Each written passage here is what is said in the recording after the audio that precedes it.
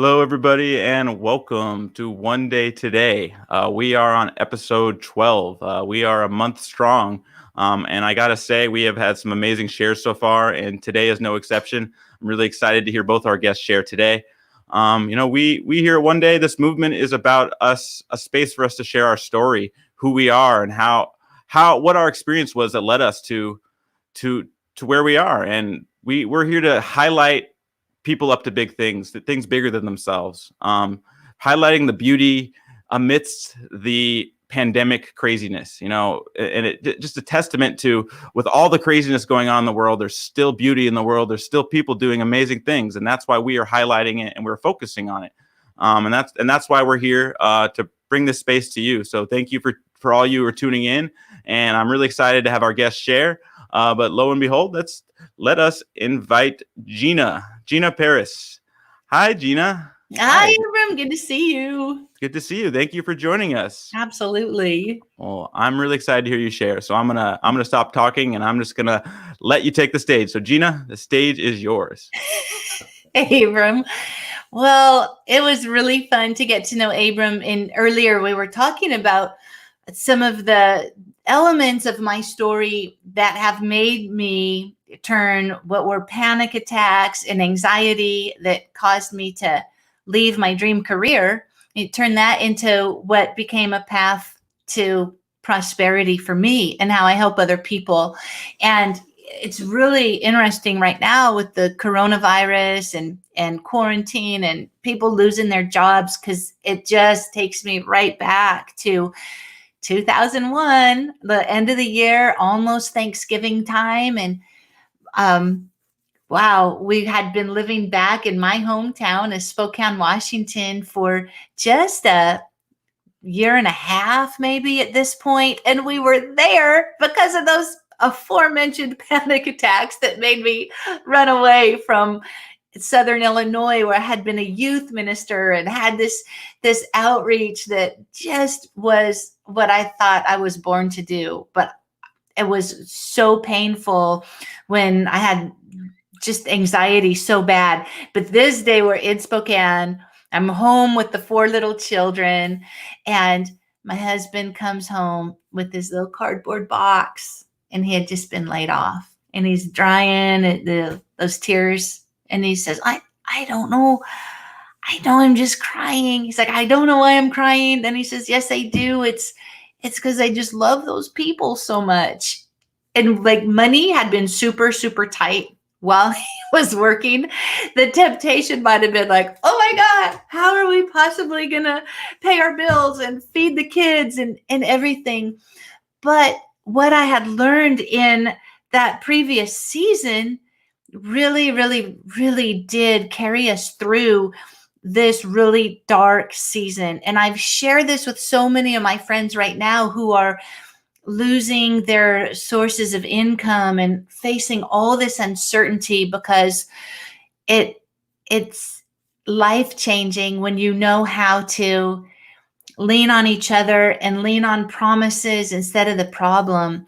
So I'll share a little bit about that, if it makes sense, how this all came to be, where we were able to almost walk. I sometimes call it the supernatural factory, almost walk in the supernatural factor to such a degree that what was happening outside around us, or what we would have seen if we looked at the checkbook, which I didn't until we did our taxes later. And I'm like, oh my gosh, we were so poor. How did we do it? But how you can live in this place of joy and abundance and grace despite chaos going around. And so all of that started on Saturday night in Illinois, and I was getting ready to take the stage with all those teenagers, an auditorium full of kids, and I had already been speaking most of my life, so it wasn't like stage fright. But for some reason, this night, the panic attack just overwhelmed me, and I had no idea. I didn't know what a panic attack was, so I was just hyperventilating and like I didn't know if I was dying, having a nightmare.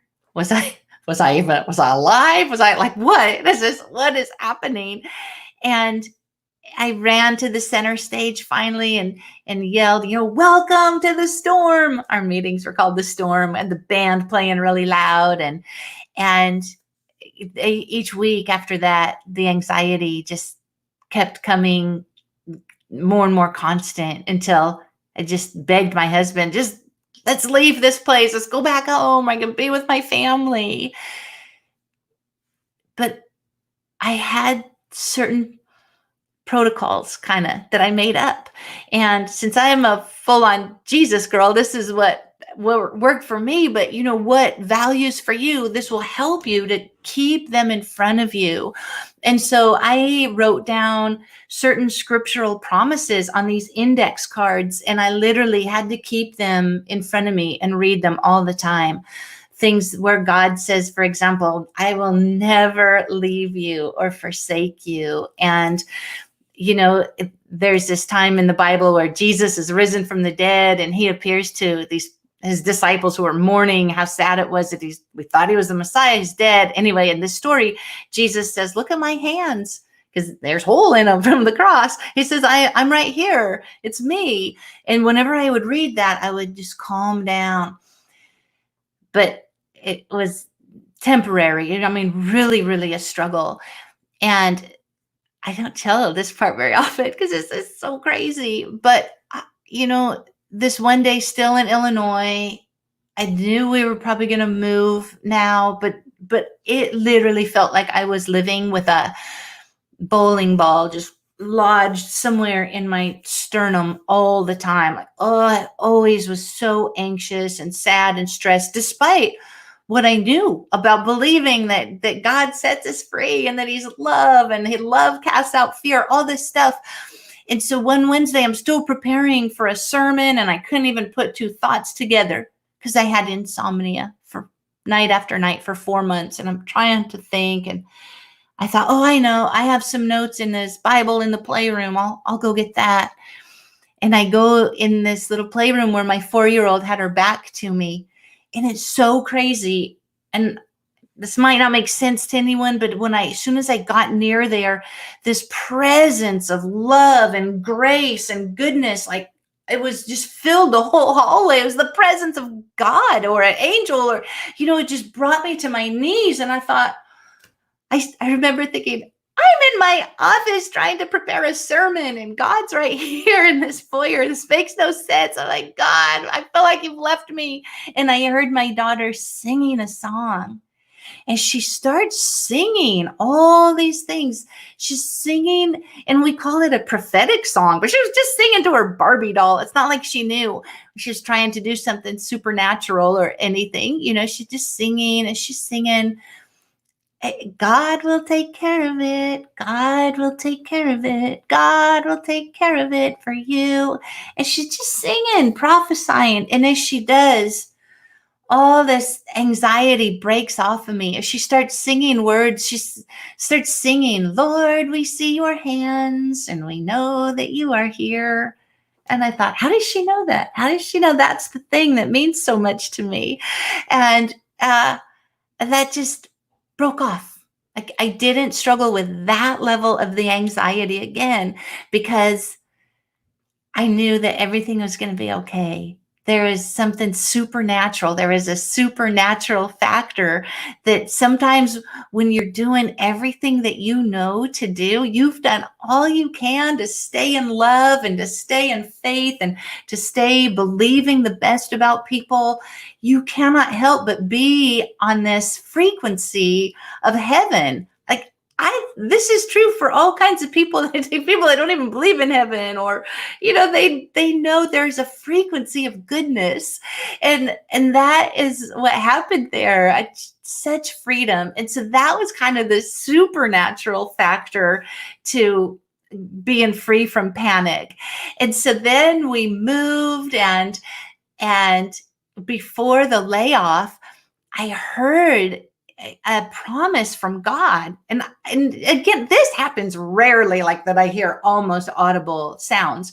And I heard this phrase, he planted crops in that land, and in the same year reaped 100-fold. because God was with him. I kept hearing this. He planted crops in the land and the same year reaped 100-fold. And I thought, what is that? It has to be the Bible. So I look it up, and as soon as I opened the Bible and found it, I feel this, a famine is coming. And when it happens, you are not supposed to go get a job. And I thought, whoa, okay. I tell my husband, hey, there's going to be a famine. And when it happens, I'm not supposed to leave and go get a job. God wants to show miraculous provision. And so we thought that meant, yeah, he's going to get a job in 2 weeks if he gets laid off, because layoffs were starting to happen. And I'm like, yes, it's the only way he'll get promoted, because he's so loyal. Like, there's no way he was going to leave a company to go get a raise. I said, you're going to get a raise in 2 weeks. Well, it was not 2 weeks. It was 2 weeks came and went. 4 weeks, 8 weeks, 16 weeks. It was 9 months without a job. But the whole time that he was unemployed and I had these instructions, divine instructions to stay here, really pour myself into the children and being a wife and mom and watch what faithfulness does. We just saw miracle after miracle, and the money just lasted, and money would come in from left field. It was the holidays. My daughter opens the door one time because some stranger knocked on the door and gave her an envelope with hundreds of dollars and said, this is from Secret Santa. In fact, we had a saying that said, our needs are met and we're out of debt, and there's plenty today to give some away. And so that day when Paul showed up there with that little cardboard box, he lost his job and money was tight even with the job. I said, well, our needs are met and we're out of debt and there is plenty today to give some away. And he said, well, all right, then let's give some away. Go get the checkbook. Let's give $250 to your friend Kristen that's a missionary in Africa. And I'm like, wow, that's cool. Let's do it.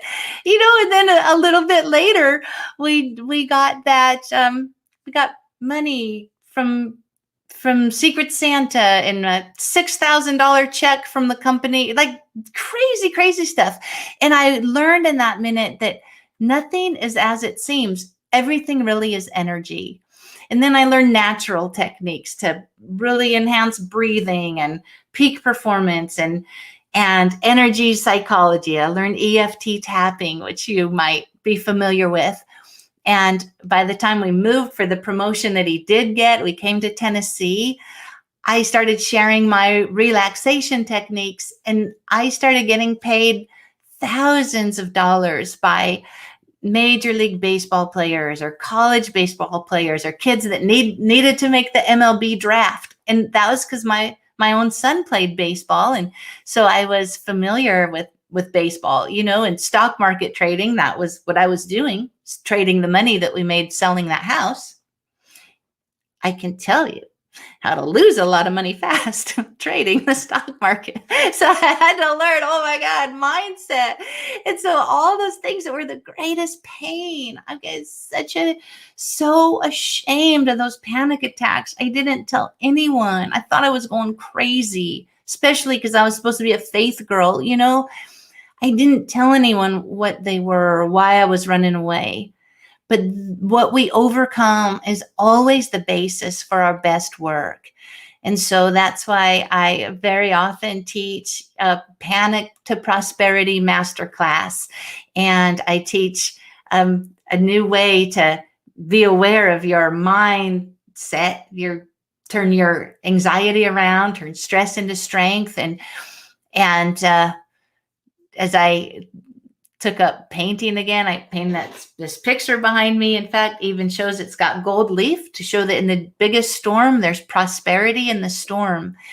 And so I help people learn how to have a new way to compete, create, and collaborate, because all of that changed my life. Without other people that help me be creative and have creative expression, then I would never be able to have that attitude again that competes from victory, not for victory. That's the new way to compete, new way to create, new way to collaborate, is from a place of victory. So on earth as it is in heaven. And it's a best way to live. It's been such a blast. So that's my story. Thank you so much for sharing your story, Gina. Yeah. What stood out to me is you're talking panic, like Yeah. the like facing, like it's amazing the lessons that our fears, our panic, our breakdowns give us, and it's almost Yeah. like the purpose of our breaking down is to point us to something bigger. Yeah. And I think it's amazing that you know, in you facing and being honest with yourself and the panic, that you were able to not only overcome it for yourself, but you're here sharing Yeah. about how you're empowering other people to do the same, and you are completing the circle, and it's beautiful because it's just this is a test of basically I see humans are like diamonds and pearls, and we are made beautiful under pressure. we Yes. we our beauty shines when our what we think the world is, what we in the, like our little lens that we carry in our stories, that we try to smush the world into from the vantage point of our fears, of our survival mode. We don't see who we really are and what's possible.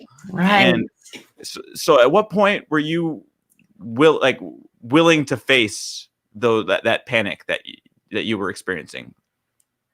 Not until that little song that kind of set me free, because I Mm. was so ashamed that I literally thought I was going crazy. I remember being in staff meeting with our staff. We're all pastors, hello.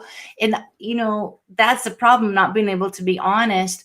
And I remember just my friend joking about a friend of theirs who's like, oh, she says she went a little cuckoo. I heard she ended up on the psych ward. And I'm like, oh, that's what all the teenagers are going to say about me someday. Like, yeah, we had a cool leader, but I heard she went cuckoo and she's on a psych ward somewhere. Like, the vision of it just Mm. paralyzed me. But Mm. thankfully, my friend, like prayed with me and said, it's okay, it's okay. And then some freedom came. And then I realized, not till years later, though, that it's okay to talk about it.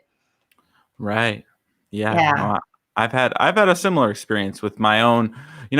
I feel like humans, we spend a lot of our life until we really see ourselves for who we really are. I feel like myself included, we spend a lot of our lives trying to look good and avoid looking bad. And what you're saying is like when we don't want to share our anxiety, our panic, it's like we don't want to. It's like for me, I didn't even want to show up in my own skin. Right. It's like I felt like subconsciously, I didn't even know this was something that I felt, but it Right. was like I didn't feel like I was enough. I wanted people to like me, and the fear was if I shared myself, that they would dismiss me or I wouldn't be enough.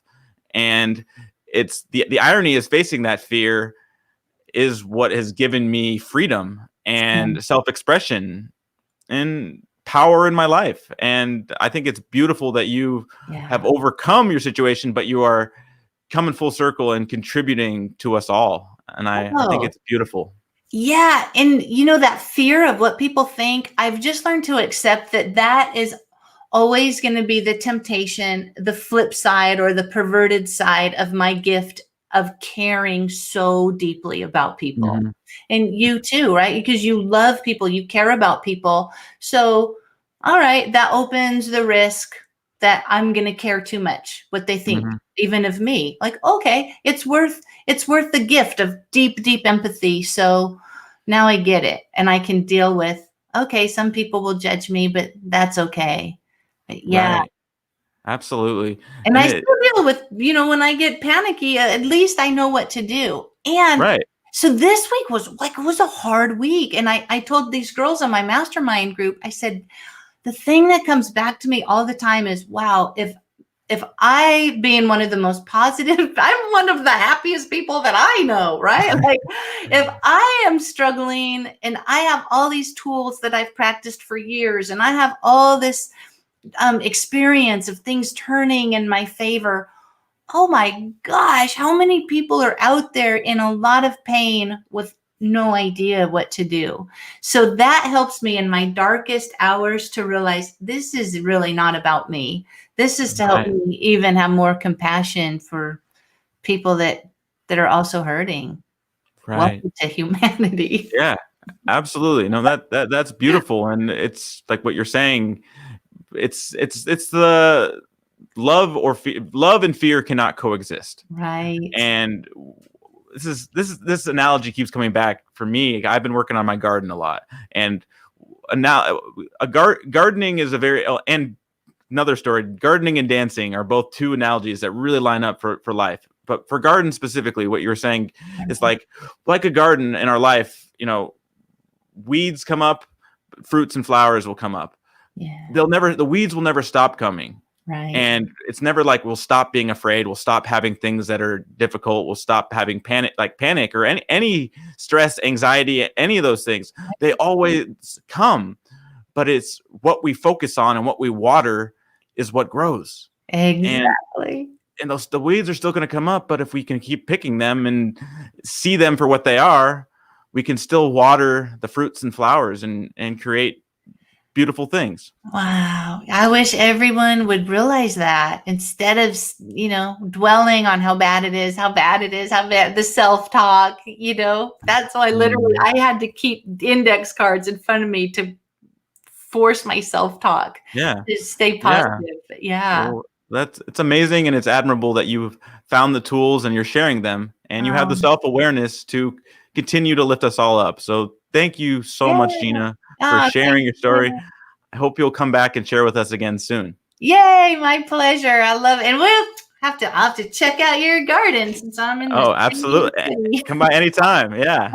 I love it. All right. Thank you so much, Gina. Yeah, thanks. All right. So thank you, Gina, again for sharing. And thank you all of you who are viewing with us. I would like to just remind you, none of this is possible without you guys. If you guys have any inkling to share, maybe you're like, yeah, I want to share, or maybe you're like, maybe, but I'm afraid to. I encourage and invite you. There's so much to gain from sharing. I was terrified the first time I shared, and it really pointed me to something based on the people that reached out to me after, and based on the just sharing. You don't know who you're going to reach. You might not even see that, but you sharing who you are really affects people, because a lot of us are afraid to share ourselves. We're afraid to be authentic. To what is someone going to think of me if I tell them this, or if I tell them what I'm really thinking? But that there's on the other, even though it's scary, on the other side of that is beautiful things. And I encourage you to share with us. If you also would like to be involved in the One Day movement, you can volunteer your time with us. You could share on the stage, or you're welcome and very much appreciate if you'd like to make a financial contribution. But aside from that, our mission here at the One Day movement is bringing you and I and communities together in joyous celebration, unifying humanity in our diversity to create a better world for us all. And we're doing that one share at a time, one conversation at a time. And really, really grateful to have our guest here, and grateful for you listening in. Next, we have Jonathan George. Jonathan, how you doing today? Buddy. Hey, Abraham. Hey. Sorry, I called you Abraham. Is your real name Abram? It's Abram. Yes, it's sweet. A little bit earlier in the Bible, before Abraham was right. Hey, before he was called a God. I'm Jonathan David. We're all Bible names, right? Yeah, exactly. Well, I really appreciate you joining us, Jonathan. I'm gonna give the stage to you, but looking forward to your share. Hey, thanks, man. I have to admit that I got a little emotional as I was listening to the stories, and I don't see you on this screen anymore, so I feel like I'm talking to myself. But I listened to Gina's story and that picture that she had painted in the background to remind that out of every storm, there is still gold. There's something amazing that can come out of a storm. And I am the CEO of JG Entertainment. And for the past 20 years, I've been creating rock star brands for singers, for celebrities, for entrepreneurs and influencers. And they have over 150 million online followers. And, I know that seems very glamorous. That seems like very powerful. But, we all have a journey that creates the possibilities to be where we are. And I learned early on. I can remember I was sitting in 2000. I'd moved to Los Angeles for my singing career, and I was going to be a singer-songwriter. I've got my keyboard there in the background. And I was on a show called Next Big Star. It was Ed McMahon's Next Big Star. It was his new Star Search show. I was the grand champion winner. and I had a record deal on the table. I had a single that was just released. I was working on my album, and that was when Google came out and they Googled my name and they found out that I was gay. And at that very moment when that happened, my contract was retracted. They took everything away. My team tried to go into this PR whirlwind to get me married. They tried to change my music, try to change everything about me. And what is crazy is that I've not been able to tell this story and even be honest with this story, because it seems like my entire life was always stopped. Something great was stopped and met with the fact that I was gay. As a kid, I was relentlessly bullied for being the creative kid, being called names that I had no idea what it even meant, words that I had no idea what it meant, but all I felt was, you're not good enough. And Abram, you said the same thing, that you always was scared to show yourself. And we all, I don't care who we are, you may not identify with my story, but we all identify with that feeling of, you're not good enough, or I'm not good enough. And as a kid growing up, my dad was also a Pentecostal pastor. So I ordained minister, did music ministry my entire life. But what happened was that the spiritual abuse that I went through was unbelievable. And being told that you couldn't go to heaven. I mean, I'd worked my entire life, for one thing, one mission, and that was to make it to heaven, to be a servant, and to have a heart of servitude and love for people. But yet I was shunned out of the church. I was removed. And again, and I realize and understand what people's beliefs are, but again, you're not good enough. And so this repeating going on in my life, and here I am 26 years old, sitting in my living room, being just titled winner of grand champion winner on Ed McMahon's Next Big Star, record deal on the table, and being told you're not good enough. And this was like that pivoting moment in my life. It was like this storm happening all around me, where I mean, the depression, the anxiety, the suicidal thoughts, those things are very real when the world is sitting there telling you you are not good enough, and that you can't be successful, that you can't make an impact, that you can't have influence in people's lives. That right there, when you take away your purpose, when you take away someone's purpose, that just sits there and completely destroys a person's soul. And my soul was destroyed. And I had to make a decision: get married and live a lie and go down this path of what is the right way to do music, or I had to make a choice of being authentically me and walking in my power, walking in my truth, and walking in who I am and who God designed me to be. And it was that moment in my life that I made a decision to give up my singing career. And and anybody who knows me knows that in my past, growing up, I had prophecies over my life that I was going to impact millions of people's lives. And I thought that was how I was going to impact people's lives, was through my music somehow, and my music ministry. And here I was giving that up. I gave up singing because I wasn't going to sing in bars. I was not going to go and sing at this club or this restaurant. That just wasn't going to fulfill my soul. And so I began to help people develop their talents and their skills and their abilities, and helping that shine and help that to elevate. I wanted to be able to help elevate other people and help them to step into their power, to step into their greatness, to be able to own who they are, own their stories, and own their greatness, and show up in that powerfully in the world. Because I truly believe, and here's the thing, is that me being able to help people has helped me come full circle in my life. And it's helped me to be able to step into my power and to be able to actually find power that I didn't even realize I had. And I have a gift to be able to see people, to be able to see something great in somebody, to be able to pull that out and to be able to develop that into greatness. And so and I've got the nickname here in LA called the Human Hitmaker, and it's because of my ability to do that. And so I have found something incredible. I found that gold in a storm, in that big, massive storm, what seemed horrible, something that was so daunting in my life. I found greatness in that. And so I've been helping people share their stories. And I've got so many artists. I just had Michaela Phillips on American Idol in top 10 this season.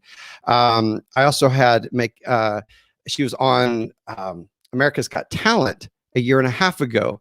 And what's incredible is that I teach people how to tell their story, to be able, because when you watch these shows, it's never about the talent. It's always about the story first. We learn the story about these people before we ever hear them sing.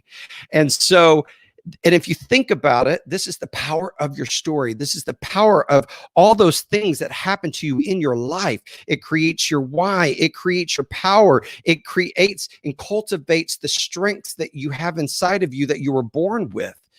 And so I've been helping people cultivate these stories on stages across the world, and I never could tell my story. And so 3 years ago, I went to Bali because I was completely just dried up. I was used up. My energy was completely just, it felt like a prune just shriveled up. And I went to Bali, and I paid $10,000 to go to this retreat. And it was a business and life mastermind. And as she's sitting there leading me through these exercises, I was so irritated because I was like, oh my God, this is something I take every client through every single day. Why? I mean, are you kidding me? But I said, you know what? I'm just going to answer these questions. And halfway through that day, I answered a question. And it was like this moment in my life where it rebirthed me. It was like a rebirthing. I remembered who I was. I remembered my greatness. I remembered like all these incredible things in my life. And I don't want my computer to die. And so I was sitting there, and I remember I was bawling and crying. And, I've always had to have this front of being strong and being powerful. And because of this whole thing of, you're not good enough because you're a gay man. And so I felt like I had to put on this strong, bow my chest and be super strong and not show vulnerability. And I was sitting there among these very powerful women. I was the only guy at this retreat. And I mean, bawling, like snot running out of my nose, kind of crying, ugly crying. And I just gave into it. And it was 3 years ago that I learned that I am going to be authentic. I'm going to share my story. I'm going to show the vulnerability, because how can you really help people? How can I be telling everybody to be vulnerable with themselves and not be vulnerable with myself? And that's when I began to share my story, and I began to step out, and I created Unleash Your Rockstar. It's a movement of being able to help people step into your power, to step into your greatness. Because here's the thing, Abram, I truly believe that if you're not walking in your power, if you're not walking in your greatness, if you're not walking into the gifts that you were born with, that God planted into your life, then you're not only doing yourself a disservice, but you're also robbing me of my blessings. So I want people to step into their power. I want people to know who they are. I want people to walk confidently in who they are, so that they can show up in the world authentically with vulnerability, and so that they can have full authority. They can have influence. They can have success, because it doesn't matter if this is in your life or if this is in your business. Having lack of self-confidence, feeling like you're not good enough, will hold you back. It's going to hold you back, and it does hold every single person back. If you don't learn how to grab onto the power of you, to understand all the amazing things about yourself and how to show up powerfully in the world, you're going to be held down. It's like a heavy rock just sitting on your shoulders and pushing you down.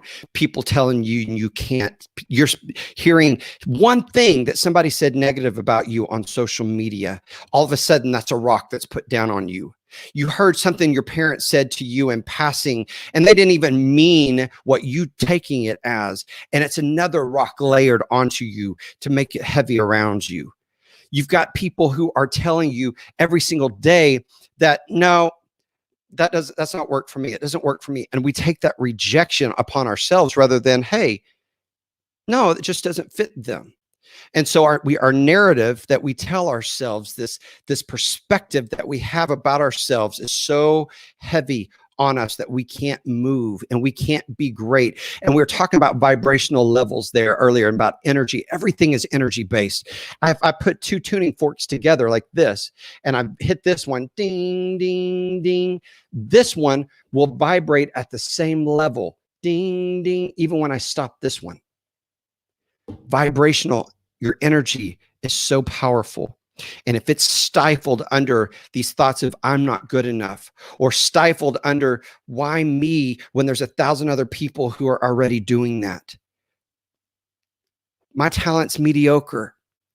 I'm not good enough.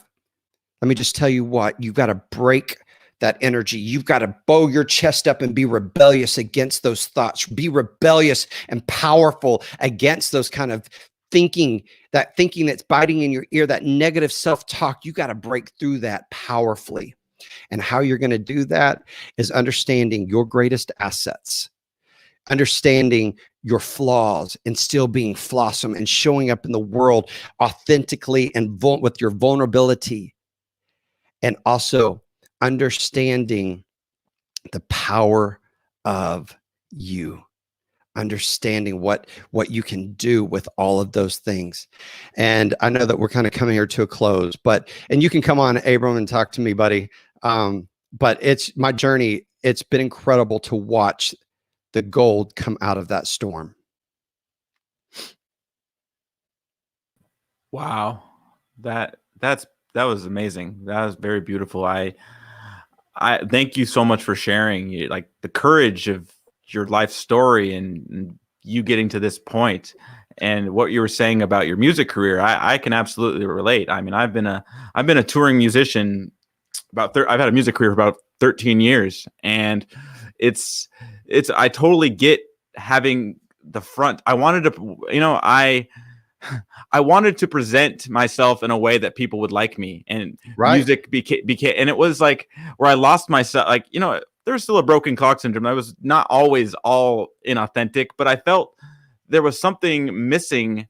I still love music, but I was doing it to try to get approval, trying to get the affirmation of others. And it's like, it's funny because, like, kind of this is how I see a lot of the music industry is you're supposed to brand yourself. Like, every musician's like, here's me looking cool over here. Here's a photo of me looking cool over here. Here's us cool in this behind a bridge. Here's us cool in front of a river. And eventually there's like, is this cool? Like, please tell me this is cool. And you want, it's like, becomes this toxic codependent cycle when it's about getting people to like you. And I was realizing it's like, that's not why I do it. I want, why I felt called to create music, why I did it was not to make people like me.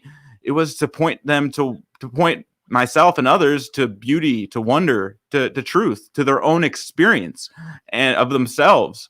And standing in that space, it's night and day. Like, I still make music and I'm still going to be writing music, but I don't need to get people to like me. And that, and that 100%. And, like, one of the biggest things that we're facing in our schools is when social media came out with smartphones, 37% increase. There was a 37% increase in anxiety, depression, and suicide among our youth. And that has to do with social media. It's all about how can I get permission? It's looking for those accolades, looking for that, what you're saying. It's just always looking for the approval from everybody else. And when we don't get that, we think that we're not good enough. We think that we're not powerful enough. And it has nothing to do with it. And, my story, it's not like this woe is me kind of situation. It wasn't like my whole life was this horrible, thank God for a great energy, a happy person, somebody that always sees the glass half full rather than half empty. So I was very powerful to come through things, but to understand how I got to where I am, that was like huge awakening. And I think that takes so many people to understand why they're showing up in the world. Why am I showing up in this? Why am I actually doing this? And when you can answer that why, that gives so much power and security into what you're doing. It builds that self-confidence. Because if you're showing up on social media to be a difference maker, a change maker, then you're not worrying whether people are liking your post or not. You're more concentrated. Are people resonating with this? Are they being able to? Are we looking at those comments and people are actually saying, hey man, this touched me, man, this really opened up my heart, this really opened up my eyes. And when we have that and we see that, man, it's powerful. That's why, and you're like, that's why I'm doing this. Right. That's beautiful. And so it just removes a lot of that self-talk, that self-hate, that self-negativity that we bring to the table. Absolutely. Yeah. No, that totally resonates. One of the things one thing that I've realized is, it's what you were saying is when you remembered who you are or who you were, and it's like who you've always been. A lot of us, we spend our lives trying to be this, be extraordinary and be this, that way, and be that way. And it's like, really, we've always been who we can be. It's getting all that other stuff out of the way. And it's like, it's like for me, it was like when I saw who I wasn't. I'm not my fears. I'm not my thoughts. I'm not my emotions. I'm not my memories. I'm not but then like kind of peeling away the layers of the onion, like it's like, so then who am I? And like, and as I discovered the experience of who I am, not the thought or the intellectual idea of myself, but just the experience, like, oh, that's who I am. And that's who I've always been. Yeah. It's my why was it's like as soon as I knew who I was, the why was clear as day, and the what and the how worked itself out. Yeah. Well, here's the thing is that, I'm an avid gardener too. I love gardening. I mean, if you see my my backyard is beautiful. So many. And here's the thing is that a fruit tree, a peach tree is always a peach tree, whether it grows fruit or not. And what happens so many times is that there's so much around it, weeds growing up and bushes around it, different things growing up around it that steals all of its nutrients and all of its water. And once that is removed, then that tree can flourish and grow. And then it can begin to grow fruit with the right nutrients, with the right watering, with the right everything, right? And so it's just like how we are as people. There's so much negativity. And it just grows up around so that we can never even see who we are. We can't recognize that the greatness that's there until all of that junk is removed so that we can start shining and be powerful and start growing our fruit. Start growing your peaches, baby. growing our feed the world fruits and flowers and picking the weeds. I love it. I love it. Thank you so much, Jonathan, for sharing your story. So admirable, your courage and what you're up to and who you're being in the world now. And I acknowledge you for just what you're standing for. And I'm really grateful that you shared with us today. I hope you'll come back and share with us again soon. Thank you. Yeah, I'm gonna bring Gina back here just to say hello real quick. Hi, Gina. Hey.